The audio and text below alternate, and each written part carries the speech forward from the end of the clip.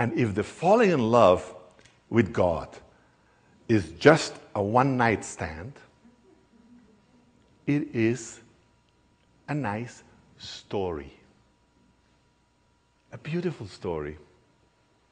And I recommend those people who like stories to stop eating and remember the meal they had last year. To stop bathing and remember this feeling of freshness and cleanliness they had last month. To stop drinking water and remember the satiation that they have from the previous glass. And with the 3 examples, you'll tell me, no way. I need my meal. I need my water. I need my nowness. I need it ongoingly. But we're not that demanding with our spiritual experience, that it needs to be constant. Because we compare in our mind the moments that we consider a passage or initiation and want to reclaim it exactly the same. Impossible, because you already got transformed. Easy example, since this conference also relates to sexuality. Once upon a time you were a virgin, remember? You don't remember. The next time you were not a virgin anymore. And yet you could be present, enjoyable, expanded, and growing. But if you were seeking the same experience, wrong planet. The openness happens once. Being born is being born. Now, if you don't get it this time, you get to be born again, says the Upanishads, and you get to be born as many times till you get it.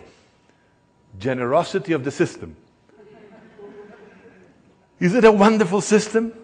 You don't need to get enlightened now. You don't need to experience love now. You don't need to have happiness now. Do it next lifetime. You don't want that. You want it now. You want the messianic consciousness now. And you still think it's out there. You still think somebody's going to come from outside and say, bidi-bidi, bidi-bida, it's all done for you. But haven't you learned that walking came from crawling and you had to do it alone? That dancing came from walking and you had to move yourself alone? That loving came from that experience of example of the flow of love that comes from the previous generation in its own way. And yet it comes because we make it, we survive, we go on. But you have to let go of that too, to become a self-generating turbine, a self-generating machine that allows for you to be the giver and the first receiver of that gift, which is the opening of the heart. Just lower your attention as we continue in this afternoon from head to heart. Just lower your attention and go into your chest, and let's continue listening to that from a chest perspective.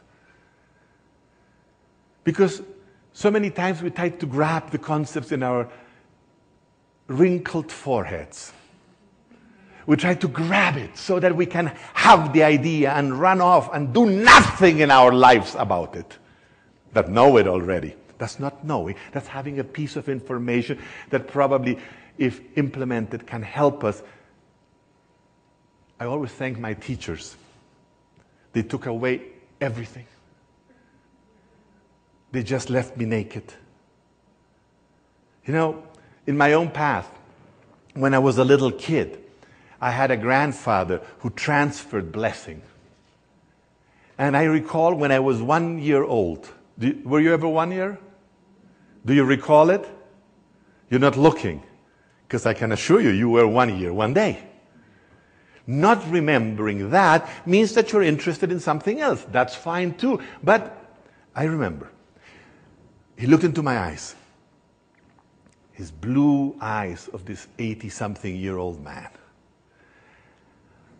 And I felt a relief. All these other members of the family were celebrating my first birthday of my body.